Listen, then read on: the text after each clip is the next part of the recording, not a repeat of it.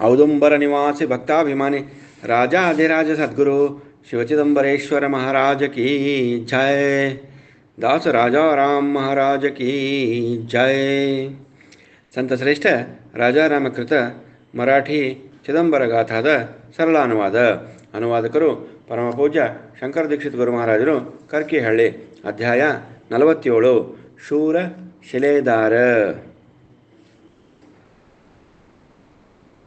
ಚಿದಂಬರ ವೀಣೆ ನೆಣೆಮಿ ಅಣೀಕ, ಚಿದಂಬರ ವೀಣೆ ನೆಣೆಮಿ ಅಣೀಕ, ಜಪ ತಪ ದೋನ ವೃಥಾ ಚೇತೆ, ಜಪ ತಪ ದೋನ ವೃಥಾ ಚೇತೆ, ಚಿದಂಬರ ವೀಣ ನೆಣೆಮಿ ಅಣೀಕ, ಚಿದಂಬರ ವೀಣ ನೆಣೆಮಿ ಅಣೀಕ, ನಾಯಾಚಿತೆ ಕೃಪಾ ಕರಿತಿ ಬಹುಪರಿ, ನಾಯಾಚಿತೆ ಕೃಪಾ ಕರಿತಿ ಬಹುಪರಿ, ಜಾತ ಕಲ್ಪ ಕೋಟಿ ಅಗನಣೆ, ಜಾತ ಕಲ್ಪ ಕೋಟಿ ಅಗನಣೆ, ಚಿದಂಬರ ವೀಣೆ ನೆಣೆಮಿ ಅಗಣಿತ, ಚಿದಂಬರ ವೀಣೆ ನೆಣೆಮಿ ಅಣೀಕ, ನಾಮ घ्यावे ಏಕ ಮುಖಿ ಚಿದಂಬರ, ನಾಮ घ्यावे ಏಕ ಮುಖಿ ಚಿದಂಬರ,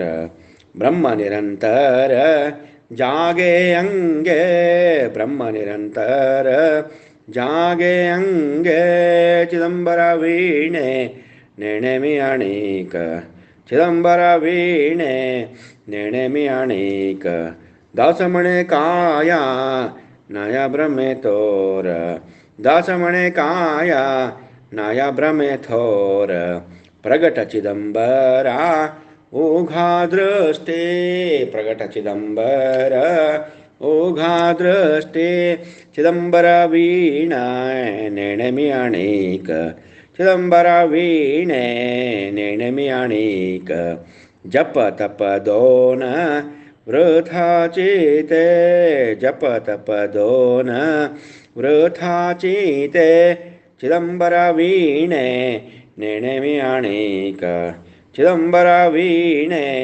ನೆಣೆಮಿ ಅಣೀಕ, ಚಿದಂಬರ ವೀಣೆ ನೆಣೆಮಿ ಅಣೀಕ. ಮುಂಬೈ ಪಟ್ಟಣದ ರಹವಾಸಿಯಾದ ಒಬ್ಬ ಶೂದ್ರನು ಸೇನೆಯ ಖಾತೆಯಲ್ಲಿ ಶಿಲಾದಾರನೆಂದು ನೇಮಕಗೊಂಡಿದ್ದನು. ಅವನಿಗೆ ಚಿದಂಬರ ಮಹಾಸ್ವಾಮಿಗಳ ಮೇಲೆ ಅಪಾರವಾದ ಭಕ್ತಿ ಇತ್ತು. ಅಕಸ್ಮಾತ್ ಸ್ವಾಮಿಯ ಹತ್ತಿರ ದರ್ಶನಾರ್ಥವಾಗಿ ಬಂದನು. ಸ್ವಾಮಿಯ ಸ್ಥಾನಕ್ಕೆ ಬಂದಿದ್ದರೂ ತಾನು ವಸತಿಗಾಗಿ ಬೇರೆ ಕಡೆ ವ್ಯವಸ್ಥೆ ಮಾಡಿಕೊಂಡಿದ್ದನು. ತನ್ನ ಸಮೀಪ ಇರುವ ಭಕ್ತ ಸಮುದಾಯಕ್ಕೂ ಬ್ರಾಹ್ಮಣ ಸಮುದಾಯಕ್ಕೂ ಶಿಲೇದಾರನನ್ನು ತನ್ನ ಹತ್ತಿರ ಬಿಡಬಾರದೆಂದು ಸ್ವಾಮಿಯು ಆಜ್ಞೆ ವಿಧಿಸಿದ್ದನು. ಸ್ವಾಮಿಯು ಈ ವೇಳೆಯಲ್ಲಿ ಗುರ್ಲ ಹೊಸೂರಿನಲ್ಲಿ ಇದ್ದನು. ಶಿಲೇದಾರ ಬಂದನು. ಸ್ವಾಮಿಯ ದರ್ಶನಕ್ಕೆ ಬಿಡಲಿಲ್ಲ. ಸ್ವಾಮಿಯು ಭಕ್ತ ಸಮುದಾಯದ ಮಧ್ಯದಲ್ಲಿ ಆನಂದದಿಂದ ಕುಳಿತಿದ್ದನು. ಶಿಲೇದಾರನು ತಿರುಗಿ ಹೋದನು. ತಾನು ವಾಸ ಮಾಡಿದ ಮನೆಯಲ್ಲಿ ಸ್ವಸ್ಥ ಕುಳಿತು ಚಿದಂಬರ ಧ್ಯಾನ ಮಾಡತೊಡಗಿದನು. ಆನಂದದಿಂದಲೇ ಇದ್ದನು. ಯಾರ ಮೇಲೂ ಸಿಟ್ಟಾಗಲಿಲ್ಲ. ಅವನಿಗೆ ಇವರು ಏಕೆ ಬಿಡಲಿಲ್ಲವೆಂದು ಸಂಶಯವನ್ನು ಮಾಡಿಕೊಳ್ಳಲಿಲ್ಲ. ಮಳೆಯು ಅದೇ ದಿನ ರಾತ್ರಿ ಜೋರಾಗಿ ಸುರಿಯಿತು. ಮನೆ ಅಷ್ಟು ಗಟ್ಟಿಮುಟ್ಟಾಗಿ ಇರಲಿಲ್ಲವಾದ್ದರಿಂದ ಮನೆ ತುಂಬ ಹನಿ ಹನಿಯಾಗಿ ತಟಗುಟ್ಟುತ್ತಿತ್ತು. ಸೂರ್ಯೋದಯ ಆಯಿತು. ಸುಮಾರು 2 ಗಳಿಗೆ ಆಗಿರಬಹುದು. ಸ್ವಾಮಿಯು ಹೊರಗೆ ಹೊರಟರು. ಅವರ ಸಂಗಡ ಭಕ್ತ ಸಮುದಾಯವು ಬ್ರಾಹ್ಮಣರು ಇದ್ದರು. ಕಾಲ್ನಡಿಗೆಯಿಂದ ಹೊರಟಿದ್ದರು. ಈ ಸಮಯ ಸಾಧಿಸಿ ಶೂದ್ರನು ಶಿಲೇದಾರನು ಸ್ವಾಮಿಯ ಸಮ್ಮುಖದಲ್ಲಿ ಬಂದು ನಿಂತು ಸಾಷ್ಟಾಂಗ ನಮಸ್ಕಾರ ಮಾಡಿದನು. ಸ್ವಾಮಿಯು ಅವನ ಮುಂದೆ ನಿಂತನು. ಸ್ವಾಮಿಯು ಭವ್ಯವಾದ ವಿಭೂತಿಯನ್ನು ಹಣೆಯ ಮೇಲೆ ಮೈ ಮೇಲೆ ಧರಿಸಿದ್ದನು. ಶುಭ್ರವಾದ ಬೆಳೆಯ ವಸ್ತ್ರ ಮೈ ಮೇಲೆ ಶೋಭಿಸುತ್ತಿತ್ತು. ಕಂಠದಲ್ಲಿ ಮಾಲೆಯು, ಬಲಗೈಯಲ್ಲಿ ಅಮೃತ ಕಲಶವಿತ್ತು. ನಕ್ಷತ್ರ ಮಂಡಲದಲ್ಲಿ ಚಂದ್ರನು ಶೋಭಿಸುವಂತೆ ಸಮುದಾಯದ ಮಧ್ಯದಲ್ಲಿ ಶೋಭಿಸುತ್ತಿದ್ದನು. ಈ ಸುಂದರ ಭವ್ಯ ಮೂರ್ತಿಯನ್ನು ಕಣ್ತುಂಬ ನೋಡಿ ಮುಗ್ಧನಾಗಿ ಅಲ್ಲಿಯೇ ಸ್ತಂಭೀಭೂತನಾಗಿ ನೋಡುತ್ತಾ ನಿಂತುಬಿಟ್ಟನು. ಸ್ವಾಮಿಯು ಮುಂದೆ ಸಾಗಿದನು. ಶಿಲೇದಾರನು ಅಲ್ಲಿಯೇ ತನ್ನ ಕಾರ್ಯಸಿದ್ಧಿಯ ಸಲುವಾಗಿ ಸ್ವಾಮಿಯು ಮುಂದೆ ಹೋಗುವುದನ್ನೇ ನೋಡುತ್ತಲಿದ್ದು ಅವರ ಸಂಗಡ ಭಕ್ತ ಸಮುದಾಯವು ಮುಂದೆ ಸಾಗಿತು. ಮಳೆಯಾದುದರಿಂದ ನೆಲವು ಹಸಿಯಾಗಿತ್ತು. ಸ್ವಾಮಿಯು ನಿಂತ ಸ್ಥಳದಲ್ಲಿ ಅವನ ಪಾದಗಳು ಮೂಡಿದ್ದವು. ಅವುಗಳನ್ನು ನೋಡಿ ಆನಂದಿತನಾಗಿ ಆ ಪಾದಗಳು ಸ್ವಲ್ಪವೂ ಕೆಡದಂತೆ ಬಹು ಪ್ರಯಾಸದಿಂದ ಸೂಕ್ಷ್ಮತೆಯಿಂದ ತೆಗೆದುಕೊಂಡನು. ನಂತರ ಶಿಲೇದಾರನು ಆನಂದದಿಂದ ಅವುಗಳನ್ನು ಸುರಕ್ಷಿತವಾಗಿ ತನ್ನ ವಾಸಸ್ಥಳಕ್ಕೆ ತೆಗೆದುಕೊಂಡು ಬಂದು ಅವುಗಳಿಗೆ ನಮಸ್ಕರಿಸಿ ಅವು ಸ್ವಲ್ಪವೂ ಕೆಡದಂತೆ ತನ್ನ ಗ್ರಾಮದವರೆಗೂ ಒಯ್ದನು. ಅವನ ಭಕ್ತಿ ವಿಶ್ವಾಸದಂತೆ ಸ್ವಾಮಿಯ ಪಾದುಕೆಗಳು ಕೆಡದಂತೆ ಗ್ರಾಮ ತಲುಪಿದವು. ಸ್ವಾಮಿಯ ಆಶೀರ್ವಾದದ ಫಲವಿದು. ಹಸಿ ಮಣ್ಣಿನ ಪಾದುಕೆಗಳು ಕೆಡದಂತೆ ಇರಬೇಕಾದರೆ ಸ್ವಾಮಿಯ ಕೃಪೆಯಲ್ಲದೆ ಮತ್ತೇನು? ಅವುಗಳನ್ನು ತನ್ನ ದೇವರ ಜಗುಲಿಯ ಮೇಲೆ ಇರಿಸಿದನು. ಪಾದಗಳಿಗೆ ಪೂಜೆ ಮಾಡಿದನು. ಗಂಧ ಹಚ್ಚಿದನು. ಹೂಗಳಿಂದ ಅಲಂಕರಿಸಿದನು. ಒಂದು ರೇಷ್ಮೆಯ ವಸ್ತ್ರದ ಮೇಲೆ ಅವುಗಳನ್ನು ಇರಿಸಿದ್ದನು. ಪ್ರತಿದಿನ ಆ ಪಾದುಕೆಗಳ ಸೇವೆಯನ್ನು ತಪ್ಪದೆ ಮಾಡುತ್ತಿದ್ದನು.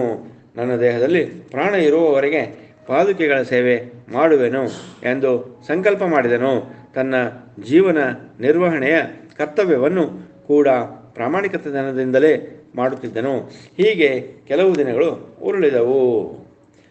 ಸ್ವಾಮಿಯ ಪೂಜೆಯ ಕಾಲಕ್ಕೆ ವಿಘ್ನವೊಂದು ಬಂದು ಒದಗಿತು.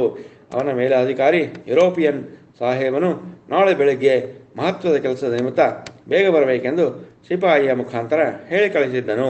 ಸೂರ್ಯೋದಯವಾಗಿ 1 ಗಳಿಗೆ ಆಗಿರಬಹುದು. ಸಿಪಾಯಿಯು ಮರುದಿನ ಮತ್ತೆ ಬಂದನು. ಸಾಹೇಬರು ನಿಮ್ಮನ್ನು ಬರಲು ಹೇಳಿದ್ದಾರೆ, ಈ ಕೂಡಲೇ ಬರಬೇಕು ಎಂದು ತಿಳಿಸಿದನು. ಅದಕ್ಕೆ ಶಿಲೇದಾರನು, ನಾನು ನನ್ನ ಸ್ವಾಮಿಯ ಸೇವೆ ಮುಗಿಸಿ ಬಂದು ಬಿಡುವೆನೆಂದು ಹೇಳು. ನನ್ನ ದೇಹವಿರುವವರೆಗೆ ಸ್ವಾಮಿಯ ಸೇವೆ ಮಾಡುವೆನೆಂದು ಸಂಕಲ್ಪಿಸಿರುವೆ. ಇದನ್ನು ಮುಗಿಸಿ ಬರುವೆನೆಂದು ತಿಳಿಸು ಎಂದು ಹೇಳಿದನು. ಅಲ್ಲಿದ್ದ ಜನರು ಶಿಲೇದಾರನಿಗೆ, ಇದು ಕಲಿಯುಗ, ನಿನ್ನದು ಸೇನೆಯ ಖಾತೆಯ ಕೆಲಸ. ಕಾಯ್ದೆ ಬಹಳ ಸೂಕ್ಷ್ಮವಾಗಿದೆ. ಹೀಗೆ ಮಾಡಬೇಡ. ಮೊದಲು ಸಾಹೇಬರು ಏಕೆ ಕರೆದಿರುವರು ವಿಚಾರಿಸಿಕೊಂಡು ಬಂದು ನಂತರ ಪೂಜೆ ಮಾಡು ಎಂದು ಹೇಳಿದರು. ಮತ್ತು ಮೊದಲು ನಿನ್ನ ಚಾಕರಿಯನ್ನು ಮುಗಿಸು. ನಾನು ಹೇಳುವುದು ಇಷ್ಟು, ಇದರ ಮೇಲೆ ನಿನ್ನ ಮನ ಬಂದಂತೆ ಮಾಡು ಎಂದು ಸಲಹೆ ಮಾಡಿದರು. ಇನ್ನೂ ಕೆಲವರು, ಪೂಜೆ ಮಾಡುತ್ತಾ ಕುಳಿತರೆ ಮರ್ಯಾದೆ ಉಳಿಯುವುದಿಲ್ಲ, ಅಕಸ್ಮಾತ್ ನಿನ್ನ ಪ್ರಾಣಕ್ಕೂ ಸಂಚಕಾರ ಬರಬಹುದು ಎಂದು ಎಚ್ಚರಿಸಿದರು. ಶಿಲೇದಾರನು ಇವರ ಸಂಗಡ ವಾದಿಸಲಿಲ್ಲ. ಅವರ ಉಪದೇಶದಂತೆ ಯಾವ ಭಾವನೆಯೂ ಅವನಲ್ಲಿ ಉಂಟಾಗಲಿಲ್ಲ. ನಾನು ಶ್ರೀ ಸ್ವಾಮಿಯ ದಾಸನು, ಸರ್ವಸ್ವವೂ ನಾಶವಾಗಲಿ, ನನ್ನ ಪ್ರಾಣವೂ ಹೋಗಲಿ, ಚಿಂತೆಯಿಲ್ಲ ಎಂದು ಸಿಪಾಯಿಗೆ ಮತ್ತೊಮ್ಮೆ ಈ ರೀತಿ ಹೇಳು ಎಂದು ತಿಳಿಸಿದನು. ತ್ರೈಲೋಕಕ್ಕೆ ಅನ್ನದಾತನಾದ ಚಿದಂಬರನ ಅಂತಃಕರಣ ನಮ್ಮ ಮೇಲೆ ಬೇಕು. ನಮ್ಮನ್ನು ಸಂರಕ್ಷಿಸುವ ಭಾರ ಅವನದು. ಅವನಿಗೆ ನನಗೆ ಬರುವ ಕುತ್ತುಗಳು ಮೊದಲೇ ತಿಳಿದಿರುತ್ತವೆ. ಜಗತ್ತಿನಲ್ಲಿ ಅವನ ಇಚ್ಛೆಯ ವಿರುದ್ಧ ಯಾವುದೂ ಚಲಿಸುವುದಿಲ್ಲ. ನನಗೆ ಏತರ ಭಯವೂ ಇಲ್ಲವೆಂದನು. ಅವನ ಪತ್ನಿ ಪುತ್ರರು, ಬಂಧುಗಳು, ಅವನ ಆಪ್ತಮಿತ್ರರು ಇಂಥ ಸಮಯದಲ್ಲಿ ನಿನ್ನ ಬುದ್ಧಿ ಉಪಯೋಗಿಸದಿರು. ಮುಂದೆ ಕೆಡಕಾದರೆ ನಿನ್ನ ಪತ್ನಿ ಮಕ್ಕಳ ಗತಿಯೇನು? ದುಡುಕಬೇಡ ಎಂದು ಉಪದೇಶ ಮಾಡಿದರು. ಯಾರ ಉಪದೇಶವೂ ಅವನ ಮನಸ್ಸಿಗೆ ನಾಟಲಿಲ್ಲ. ಯಾರೊಂದಿಗೂ ಹೆಚ್ಚು ಮಾತನಾಡುವುದು ಅವನಿಗೆ ಬೇಡವಾಗಿತ್ತು. ನೇರವಾಗಿ ದೇವರ ಕೋಣೆಯತ್ತ ಸಾಗಿದನು. ದೇವರ ಮುಂದೆ ದೀಪ ಹಚ್ಚಿದನು. ಬಾಗಿಲು ಹಾಕಿಕೊಂಡು ಪಾದಗಳಿಗೆ ನಮಸ್ಕರಿಸಿದನು. ಜಗತ್ತಿನಲ್ಲಿ ಚಿದಂಬರನ ಪೂಜೆಗಿಂತ ಶ್ರೇಷ್ಠವಾದುದು ಯಾವುದೂ ಇಲ್ಲ ಎಂದು ಅವನ ಮನಸ್ಸು ಅಚಲವಾಗಿತ್ತು. ಅವನಿಗೆ ಭಯವೂ ಆಗಲಿಲ್ಲ. ಇತ್ತ ಸಿಪಾಯಿ ಅಧಿಕಾರಿಯ ಕಡೆ ಹೋಗಿ, ಸಾಹೇಬರೇ, ಶಿಲೇದಾರನು ನಿಮ್ಮ ಆಜ್ಞೆಯನ್ನು ಪಾಲಿಸಲಿಲ್ಲ. ಅವನ ಸ್ವಾಮಿಯ ಸೇವೆ ಮಾಡಿಯೇ ನಿಮ್ಮ ಹತ್ತಿರ ಬರುವನಂತೆ. ಸದ್ಯದಲ್ಲಿ ಬರಲು ಸಾಧ್ಯವಿಲ್ಲ ಎಂದು ಉತ್ತರಿಸಿದನು. ಅವನ ಗೆಳೆಯರು, ಹೆಂಡತಿ, ಮಕ್ಕಳು ಎಲ್ಲರೂ ಹೇಳಿದರೂ ಅವರ ಮಾತನ್ನು ಕೇಳದೆ ಪೂಜೆ ಮುಗಿಸಿ ಬರುವುದಾಗಿ ಸಾಹೇಬರಿಗೆ ತಿಳಿಸು ಎಂದು ಹೇಳಿ ಪೂಜೆಗೆ ಹೋದನು ಎಂದು ಸಿಟ್ಟಿನಿಂದ ಸಾಹೇಬರಿಗೆ ನಿವೇದಿಸಿದನು. ಅಧಿಕಾರಿ ಸಾಹೇಬರಿಗೆ ತುಂಬ ಕೋಪ ಬಂದಿತು. ಈ ಶಿಲೇದಾರನಿಗೆ ಇಷ್ಟು ಸೊಕ್ಕು ಬಂದಿತೆ? ನಾನು ಸೇನಾ ಖಾತೆಯಲ್ಲಿ ಕೆಲಸ ಮಾಡುತ್ತಿರುವೆ. ಇವರು ನನ್ನ ಮೇಲಾಧಿಕಾರಿ ಎಂಬ ಅರಿವೂ ಇಲ್ಲವೇ? ಈ ರೀತಿ ಮಾಡಿದರೆ ಸೈನ್ಯದ ಶಿಸ್ತು ಎಲ್ಲಿ ಉಳಿದೀತು? ಹೋಗು, ಮತ್ತೊಮ್ಮೆ ಕರೆದು ಬಾ.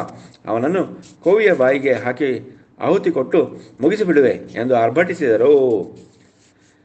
ಸಿಪಾಯಿಯು ಮತ್ತೆ ಕರೆಯಲು ಬಂದನು. ಸಾಹೇಬರಿಗೆ ತುಂಬ ಕೋಪ ಬಂದಿದೆ.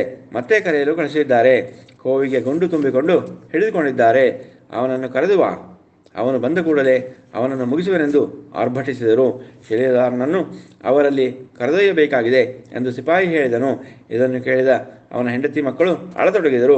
ಆಪ್ತ ಮಿತ್ರರು ಮುಂದೇನಾಗುವುದೋ ಎಂದು ದುಃಖಿಸಿದರು. ಬಾಗಿಲನ್ನು ದೂಡಿದರು, ಒದರಿದರು. ಯಾವುದಕ್ಕೂ ಉತ್ತರವಿಲ್ಲ. ಸ್ವಲ್ಪ ಸಮಯ ಕಳೆಯಿತು. ಪೂಜೆ ಮುಗಿಯಿತು. ಬಾಗಿಲು ತೆಗೆಯಿತು. ಸಿಪಾಯಿಯು ಶಿಲೇದಾರನ ಆಜ್ಞೆಯನ್ನು ತಿಳಿಸಿದನು. ಎಲ್ಲರ ಮುಖವನ್ನು ಒಮ್ಮೆ ನೋಡಿದನು. ದೇವರ ಕೋಣೆಯತ್ತ ಹೊರಳಿ ಪಾದುಕೆಗಳಿಗೆ ಮತ್ತೊಮ್ಮೆ ನಮಸ್ಕರಿಸಿ ತನ್ನ ಸೈನ್ಯದ ಉಡುಪು ಧರಿಸಿಕೊಂಡು ಸಿಪಾಯಿಯ ಸಂಗಡ ನಿರ್ಭಯವಾಗಿ ಹೊರಟನು. ಸ್ವಾಮಿಯ ಸೇವೆ ಮಾಡುತ್ತಿರುವ ನನಗೆ ಏತರ ಭಯ, ನೀವು ಹೀಗೇಕೆ ದುಃಖಿಸುವಿರಿ ಎಂದು ಮನೆಯವರಿಗೆಲ್ಲ ಸಮಾಧಾನ ಹೇಳಿ ಹೊರಟನು. ಅಧಿಕಾರಿಯು ಕುಳಿತಿರುವಲ್ಲಿಗೆ ಹಾಸ್ಯ ಮುಖದಿಂದ ನಿರ್ಭಯನಾಗಿ ಹೋಗಿ ನಿಂತನು. ಮನದಲ್ಲಿ ಚಿದಂಬರ ಸ್ವಾಮಿಯ ಧ್ಯಾನ ಮಾಡುತ್ತಿದ್ದನು. ಅಧಿಕಾರಿಯು ಮೊದಲೇ ಸಿಟ್ಟಿನಿಂದ ಕುಳಿತಿದ್ದನು. ತನ್ನ ಸಿಪಾಯಿಗಳನ್ನು ಕರೆದು ಇವನ ಕೈಕಾಲು ಕಟ್ಟಿರಿ ಎಂದು ಹೇಳಿದನು. ಸಿಪಾಯಿಗಳು ಇವನ ಕೈಕಾಲು ಕಟ್ಟಿದ್ದರು. ಕೋವಿಯನ್ನು ಕೈಯಲ್ಲಿ ಹಿಡಿದುಕೊಂಡು, ಏನು ನಿನ್ನ ಸ್ವಾಮಿಯ ಸೇವೆ ಮುಗಿಯಿತೋ? ಮೇಲಧಿಕಾರಿಗಳ ಆಜ್ಞೆ ಪರಿಪಾಲನೆ ಮಾಡುವ ಭಯ ನಿನಗಿಲ್ಲವೇ? ನಿನ್ನ ದೇವರಿಗೆ ಪ್ರಾರ್ಥನೆ ಸಲ್ಲಿಸಿ ಬಂದೆಯಾ?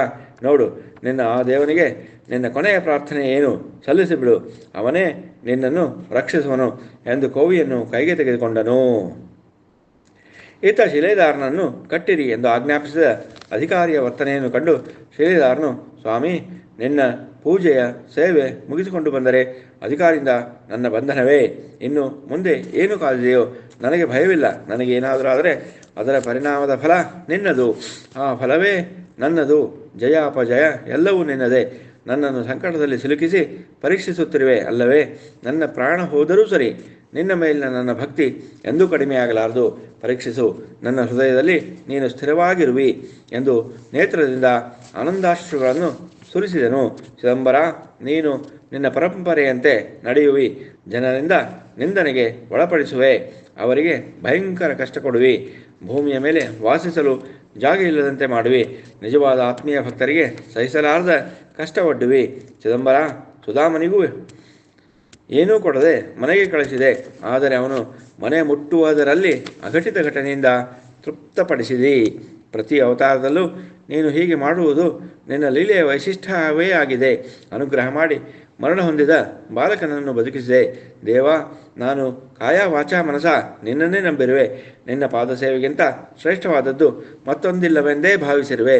ಕಲಿಯುಗದಲ್ಲಿ ನಿನ್ನ ವಿನಃ ಪಾರು ಮಾಡುವವರು ಯಾರು? ನಿನಗೆ ಅಪಕೀರ್ತಿ ಬರಬಾರದೆಂದೇ ನನ್ನ ಆಶೆ. ನನಗೆ ಮತ್ತಿನ್ನಾವ ಆಸೆಯೂ ಇಲ್ಲ. ನಿನ್ನ ಮನ ಬಂದಂತೆ ಮಾಡು ಎಂದು ಕಣ್ಣು ಮುಚ್ಚಿದನು. ಕೈಗಳನ್ನು ಕಟ್ಟಿದ್ದರಿಂದ ಮನಸ್ಸಿನಲ್ಲಿಯೇ ಸ್ವಾಮಿಗೆ ನಮಸ್ಕರಿಸಿದನು. ಕೋಪಿಷ್ಠನಾದ ಯುರೋಪಿಯನ್ ಸಾಹೇಬರು ಶಿಲೇದಾರನಿಗೆ ಗುರಿಯಿಟ್ಟು ಕೋವಿಯನ್ನು ಜಗ್ಗಿಬಿಟ್ಟನು. ಏನು ಆಶ್ಚರ್ಯ! ಗುಂಡು ಶಿಲೇದಾರನಿಗೆ ಬಡಿಯಲೇ ಇಲ್ಲ. ಸಿಟ್ಟಿನಿಂದ ಮತ್ತೊಂದು ಗುಂಡು ಹಾರಿಸಿದನು. ಅದು ಶಿಲೇದಾರನಿಗೆ ಬಡಿಯುವ ಬದಲು ಹಾರಿಸಿದ ಅವನಿಗೆ ಬಡಿಯಿತು. ಸ್ವಾಮಿಯ ಲೀಲೆಯಿಂದ ತಕ್ಷಣ ತಿರುಗಿ ಅಧಿಕಾರಿಯು ಸಾವನ್ನು ಅಪ್ಪಿದನು. ನಿಂತ ಜನರೆಲ್ಲರೂ ಸಾವನ್ನು ಅಪ್ಪಿದ ಅಧಿಕಾರಿಯ ಕಡೆಗೆ ಲಕ್ಷ್ಯ ಹೊಡೆದೆ ಶಿಲೇದಾರನನ್ನು ನೋಡಿ ಮಹಾತ್ಮ ಎಂದು ಕೂಗುತ್ತಾ ಚಪ್ಪಾಳೆ ತಟ್ಟತೊಡಗಿದರು. ಶಿಲೇದಾರನು ಕಣ್ಣು ಬಿಟ್ಟು ನೋಡುತ್ತಾನೆ. ಅಧಿಕಾರಿಯು ಸತ್ತು ಹೋಗಿದ್ದಾನೆ. ಅವನಿಗೆ ಕಟ್ಟಿದ ಹಗ್ಗಗಳು ತಮ್ಮಷ್ಟಕ್ಕೆ ತಾವೇ ಕಳಚಿ ಉದುರಿಬಿಟ್ಟವು. ಈ ಪೂರ್ವ ಲೀಲೆಯನ್ನು ನೋಡಿ ಶಿಲೇದಾರನನ್ನು ಹೊಗಳಹತ್ತಿದರು. ಮಹಾ ಆಶ್ಚರ್ಯ ಹೊಂದಿದರು. ಅಧಿಕಾರಿಯ ಪತ್ನಿ ಪುತ್ರರು ರೋಧಿಸುತ್ತಾ ಅವನ ಹತ್ತಿರ ಬಂದರು. ಅಧಿಕಾರಿಗೆ ತಕ್ಕ ಶಿಕ್ಷೆ ಆಯಿತು ಎಂದು ಕೆಲವರು ಅಂದರೆ ಮತ್ತೆ ಕೆಲವರು ಅವನು ಹಾರಿಸಿದ ಗುಂಡು ಅವನಿಗೆ ಹೇಗೆ ಬಡಿಯಿತು? ಶಿಲೇದಾರನು ಮಹಾತ್ಮನು, ಅವನ ಮಹಿಮೆಯಿಂದಲೇ ಹೀಗಾಯಿತು ಎಂದು ಅನ್ನತೊಡಗಿದರು. ಶಿಲೇದಾರನು ತನ್ನ ಮನೆಯ ಕಡೆಗೆ ಹೋಗಿ ಪಾದುಕೆಗಳಿಗೆ ಮೊದಲು ನಮಸ್ಕರಿಸಿದನು. ಅಧಿಕಾರಿಯ ಪತ್ನಿ ಪುತ್ರರು ರೋಧಿಸುತ್ತಾ ಅಧಿಕಾರಿಯನ್ನು ಅಲ್ಲಿಯೇ ಬಿಟ್ಟು ಓಡುತ್ತಾ ಬಂದು ಶಿಲೇದಾರನ ಪಾದಗಳಿಗೆ ನಮಸ್ಕರಿಸಿ, ನನ್ನ ಪತಿಯ ಪ್ರಾಣವನ್ನು ಉಳಿಸು, ಅವರು ಮಾಡಿದ ತಪ್ಪನ್ನು ಕ್ಷಮಿಸು ಎಂದು ಪ್ರಾರ್ಥಿಸಿದರು. ಶಿಲೇದಾರನು ದೇವರ ಮನೆಗೆ ಹೋಗಿ ಪಾದುಕೆಗಳನ್ನು ತಂದನು. ಅದರೊಂದಿಗೆ ಅಧಿಕಾರಿಯು ಮರಣ ಹೊಂದಿದ ಸ್ಥಳಕ್ಕೆ ಬಂದನು. ಆಂಗ್ಲ ಅಧಿಕಾರಿಯ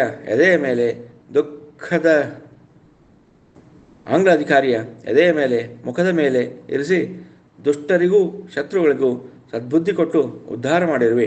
ಈತನನ್ನು ಕ್ಷಮಿಸಿ ಉದ್ಧರಿಸು ಎಂದು ಪ್ರಾರ್ಥಿಸಿದನು. ಸ್ವಾಮಿ ಗುಪ್ತನಾಗಿ ಬಂದು ಅಧಿಕಾರಿಗೆ ಆಶೀರ್ವದಿಸಲು ಅಧಿಕಾರಿಯು ನಿದ್ದೆಯಿಂದ ಎಚ್ಚೆತ್ತವನ ಹಾಗೆ ಎದ್ದು ಕುಳಿತನು. ಗುಂಡು ಬಡಿದ ಗಾಯವೂ ಸಹ ಇರಲಿಲ್ಲ. ಆದರೆ ಶಿಲೆದಾರನಿಗೆ ಮಾತ್ರ ಕಾಣಿಸಿಕೊಂಡಿತು. ಆಂಗ್ಲ ಅಧಿಕಾರಿಯು ಅವನ ಪತ್ನಿ ಪುತ್ರರು ಶಿಲೆದಾರನಿಗೆ ಪಾದ ಮುಟ್ಟಿ ನಮಸ್ಕರಿಸಿದರು. ಶಿಲೆದಾರನ ಸ್ವಾಮಿಯು ಪಾಪಕ್ಕೆ ತಕ್ಕ ಪ್ರಾಯಶ್ಚಿತ್ತವನ್ನು ಕೊಟ್ಟು ಪಶ್ಚಾತ್ತಾಪದಿಂದ ಪಾಪಮುಕ್ತ ಮಾಡಿ ಶಿಲೆದಾರನು ಸ್ವಾಮಿಯು ನನ್ನ ಪ್ರಾಣ ರಕ್ಷಿಸಿದನು ಎಂದು ಕೊಂಡಾಡಿದನು. ಪುನಃ ಪುನಃ ನಮಸ್ಕರಿಸಿ ನೀನೇ ನನ್ನ ಪ್ರಾಣ ರಕ್ಷಕನು ಎಂದು ಕೊಂಡಾಡಿದನು. ಶಿಲೆದಾರನು ತನ್ನ ನೌಕರಿಯನ್ನು ತಿಳಿಸಿದನು. ಪಾದುಕೆಗಳನ್ನು ತಲೆಯ ಮೇಲೆ ಹೊತ್ತುಕೊಂಡು ಸ್ವಾಮಿಯ ದರ್ಶನಕ್ಕೆ ಹೊರಟನು. ಅವನು ಬರುವ ಮಾರ್ಗ ಒಂದು ಮಹಾ ಅರಣ್ಯವಾಗಿತ್ತು. ದಟ್ಟವಾದ ಗಿಡ ಮರಗಳಿಂದಲೂ ಕ್ರೂರವಾದ ಮೃಗಗಳಿಂದ ತುಂಬಿದ ಈ ಅರಣ್ಯದಲ್ಲಿ ಸೂರ್ಯನ ಕಿರಣಗಳು ಸಹ ಅಪರೂಪಕ್ಕೆ ಅಲ್ಲೊಂದು ಇಲ್ಲೊಂದು ನೋಡಲು ಕಾಣಿಸುತ್ತಿದ್ದವು. ಹಕ್ಕಿಗಳ ಚಿಲಿಪಿಲಿನಾದವು, ವ್ಯಾಘ್ರಗಳ ಗರ್ಜನೆಯು ಎಂಥ ಗಂಡು ಎದೆಯವನನ್ನು ಭಯ ಆವರಿಸುವಂತೆ ಮಾಡುತ್ತಿದ್ದವು. ಇಂಥ ಮಹಾ ಅರಣ್ಯದಲ್ಲಿ ಪಾದುಕೆಗಳನ್ನು ಹೊತ್ತ ಶಿಲೆದಾರನು ಚಿದಂಬರ ಧ್ಯಾನ ಮಾಡುತ್ತಾ ಒಂಟಿಯಾಗಿ ನಡೆದಿದ್ದಾನೆ. ಎದುರಿಗೆ ಭಯಂಕರವಾದ ಗರ್ಜನೆ ಮಾಡುತ್ತಾ ಹುಲಿಯೊಂದು ಅವನ ಎದುರಿಗೆ ಬರತೊಡಗಿತು. ಉಳಿದ ಮಾನವರು ಯಾರೇ ಆಗಿದ್ದರೂ ಭಯದಿಂದ ಕಂಪಿಸಿ ಜೀವನೆತ್ತಿಯಿಂದ ಹಾರಿ ಹೋಗಬಹುದಾಗಿತ್ತು. ಚಿದಂಬರ ಧ್ಯಾನಮಗ್ನನಾದ ಶಿಲೆದಾರನಿಗೆ ಏತರ ಭಯವೂ ಇಲ್ಲ. ಹುಲಿಯು ಅವನ ಹತ್ತಿರ ಬಂದು ಅವನ ಪಾದಗಳಿಗೆ ತಲೆಯನ್ನು ಹಚ್ಚಿ ಹಿಂದೆ ಸರಿದು ಪಾದುಕೆಗಳನ್ನು ನೋಡಿ ತಲೆಯಲ್ಲಾಡಿಸುತ್ತಾ ಅಡವಿಯತ್ತ ಸಾಗಿತು. ಇಂತಹ ಲೀಲೆಯನ್ನು ಮಾರ್ಗದಲ್ಲಿ ನೋಡುತ್ತಾ ಆನಂದ ಪಡುತ್ತಾ ಸ್ವಾಮಿಯ ಧ್ಯಾನ ಮಾಡುತ್ತಾ ಸ್ವಾಮಿಯ ಸನ್ನಿಧಿಗೆ ಬಂದು ಪ್ರದಕ್ಷಿಣ ನಮಸ್ಕಾರ ಹಾಕಿ ಈವರೆಗೆ ತನ್ನ ಅನುಭವಕ್ಕೆ ಬಂದ ಚರಣ ಮಹಿಮೆಯನ್ನು ವಿವರಿಸಿ ಹೇಳಿದನು. ಮುಂದೆ ಶಿಲೆದಾರನು ಸ್ವಾಮಿಯ ಆಜ್ಞೆಯಂತೆ ಅವನ ಚರಣ ಸೇವೆ ಮಾಡುತ್ತಲೇ ಮುಂದುವರಿಸಿಕೊಂಡು ಹೋದನು. ಒಬ್ಬ ಸೇನೆಯ ಶಿಲೆದಾರ ಸ್ವಾಮಿಯ ಭಕ್ತನಾಗಿ ಪಾದುಕೆಗಳನ್ನು ಪೂಜಿಸಿ ಪ್ರದಕ್ಷಿಣೆ ಹಾಕಿ ಸ್ವಾಮಿಯ ನಿಷ್ಠೆಯಲ್ಲಿ ಅಧಿಕಾರಿಗೂ ಅಧಿಕಾರಕ್ಕೂ ತುಚ್ಛ ಮಾಡಿ ಅಧಿಕಾರಿಯ ಕೋಪಕ್ಕೆ ಅಂತಃಕರಣದಿಂದ ಭಯಸ್ಥನನ್ನಾಗಿ ಮಾಡಿ ಅವನ ಪರಿವರ್ತನೆ ಮಾಡಿಸಿ ಉದ್ಧಾರ ಮಾಡಿ ತಾನೂ ಉದ್ಧಾರವಾಗಿ ಸ್ವಾಮಿಯ ದರ್ಶನ ಪಡೆದು ಮುಕ್ತವಾದುದು ಬಹಳ ವಿರಳ. ಅವನ ಸ್ವಾಮಿಯ ಭಕ್ತಿಯು ಚರಣ ಸೇವೆಯ ಮಹಿಮೆಯು ಅಮೋಘವಾದುದು. ಚಿದಂಬರ ಮಹಾಸ್ವಾಮಿಯನ್ನು ಭಕ್ತಿಯಿಂದ ನಂಬಿದವರ ಉದ್ಧಾರ ಆಗದೇ ಇರುವವರು ಇಲ್ಲವೇ ಇಲ್ಲ. ಶ್ರೀ ಸದ್ಗುರು ಚಿದಂಬರಾರ್ಪಣಮಸ್ತು. ಶ್ರೀ ಸದ್ಗುರು ಶಂಕರ ಸತ್ಸಂಗ ಯೂಟ್ಯೂಬ್ ಚಾನಲ್.